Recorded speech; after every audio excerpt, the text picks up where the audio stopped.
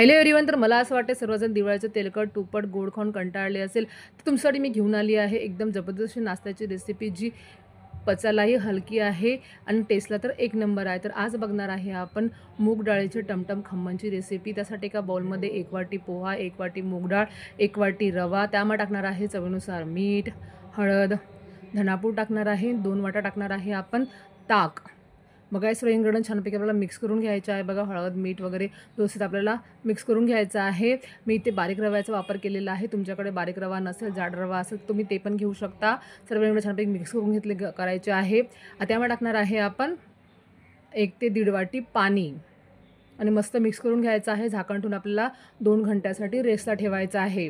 बघा आणि रेस्ट झाल्यानंतर बघा सगळं डाळ पण छान नरम झालेली आहे, रवा आणि पोहे छान फुललेले आहे. आता आपण इन्ग्रेडियंट सर्व मिक्सरच्या भांड्यामध्ये काढून घेणार आहे. त्यामध्ये टाकणार आहे आपण हिरवी मिरची, तुम्ही अद्रक आणि लसूणही टाकू शकता. थोडंसं पाणी टाकायचं आहे आणि मस्तपैकी सर्व इन्ग्रेडियंट्स फिरवून घ्यायचे आहे. एक स्मूथ असं आपल्याला बॅटर तयार करून घ्यायचं आहे. बघा हे झालं आपलं खम्मनचं बॅटर तयार. आता आपण त्याच बाउलमध्ये बॅटर काढून घेणार आहे. त्यामध्ये टाकणार आहे आपण 1 चमचा तेल. तर तेल मी ज्या आपल्या तेलाच्या कॅनमध्ये पळी असते मी त्यानंच टाकलेलं आहे. बघा तुम्ही 2 चमचे टाकू शकता. सर्व इन्ग्रेडियंट छान मिक्स करून घ्यायचे आहे आपल्याला. आता त्यामध्ये टाकणार आहे आपण पिठी साखर, 1 चमचा पिठी साखर टाकलेली आहे. ताक आहे, आंबट आहे, तर टेस्ट बॅलन्ससाठी आपण पिठी साखर टाकलेली आहे. आता आपण यामध्ये इनो टाकणार आहे. इनोनं थोडं ॲक्टिव्ह करायसाठी आपण थोडंसं पाणी टाकलेलं आहे. बघा ज्या भांड्याला आपण तेल लावलं होतं खम्मनचं, आपण त्यामध्ये हे बॅटर टाकून घेणार आहे बघा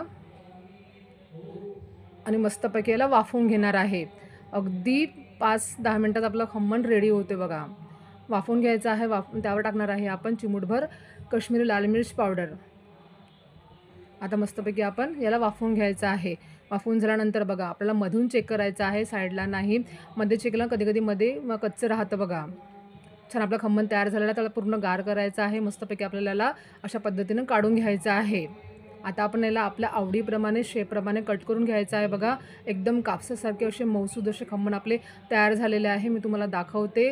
मस्त स्पंजाने जाळी आलेली आहे बघा. खायला खूप टेस्टी आहे, पचायलाही मस्त हलके फुलके आहे. तर तुम्ही हे नाश्ता नक्की ट्राय करा बघा. छान आपले खम्मन तयार झालेलं आहे. आपण याला घालू फोडणीला, म्हणजे तडका देऊया. त्यासाठी एका पॅनमध्ये आपण तेल गरम केले. त्यामध्ये टाकणार आहे आपण जिरं, मोहरी, हिरवी मिरची, कढीपत्ता. आता त्याला शिजवून घ्यायचं आहे. नंतर टाकायचं आहे त्यामध्ये तीळ. आता सर्व व्यवस्थित शिजवून घ्यायचं आहे. आता आपण टाकणार आहे आपण खम्मन.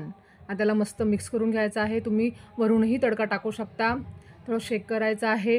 शेवटी टाकायचं आहे आपल्याला कोथिंबीर. तुम्हाला आजची रेसिपी नक्कीच आवडली असेल तर माझ्या व्हिडिओला लाईक करा, शेअर करा. नवीन असाल तर माझ्या चॅनलला तुम्ही सबस्क्राईब करा. भेटू नवीन व्हिडिओमध्ये. Bye bye.